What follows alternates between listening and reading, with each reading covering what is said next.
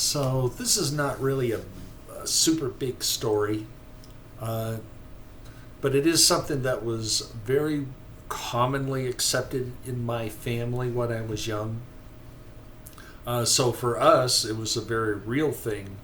You might argue whether this was real or not, but it was very, very obvious to us that it was.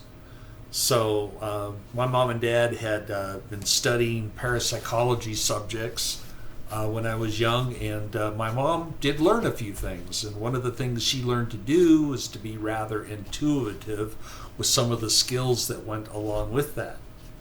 Yeah, I mean in a psychic way. It's an unintentional secret that everyone has this available to you. It's you have the skill that's available to you if you develop it, but it's a secret in plain sight. Not everybody does develop this, or pays enough attention to actually know they can do that.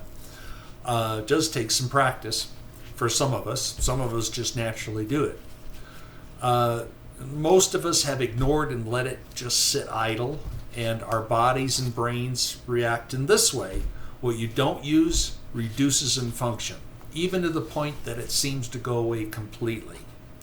That is, if you even recognize that you have it. But if you meditate on eternal love and practice your skills, you can regain some of these talents, even develop unexpected ones. So, other than knowing things, seeing things in her mind, and to a degree hearing her guides, my mom could see auras and taste through that the emotional state. She could also feel the emotional state in others. You can call it empathy for that part of it. So this could be embarrassing to me if I should fall into a romantic infatuation with a girl and stand anywhere near to where my mom could read me. And it did cause me to double check my life choices and try not to be near my mom when something really emotional is going on. But this one time, for example, she said, "Are you in love?" And let's skip that story. Yeah, something was going on when I was a teenager. But anyway, back to the other part of this was seeing auras. That was common in my family. Playing cards was the worst. Anything that, seeing the other person's card or some secret you're catching was not good to play with my mom. In particular, there was a game called Cheat. And in that card, you would say you have a card and play as if you had that card, but you could be bluffing.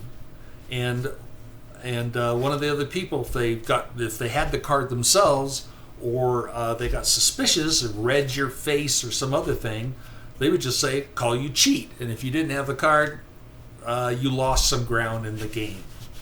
So you didn't play cheat with my mom, we found out. All she had to do was look at you, maybe relax her mind or her vision a little bit, and she would literally see a wall go up in front of the person who was cheating. And she could guess the rest. So she would know immediately because it's your turn, all the focus is on you, and you keep a straight face all you want. She could just read you. You could not win this game with my mom. After a while, nobody would play that game with her at all. Nobody would ever try it. Certainly, it was not fair.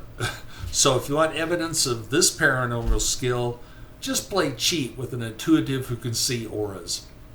Not my best advice to being able to win a game. Small story, small event, but still a thing if you pay attention to it.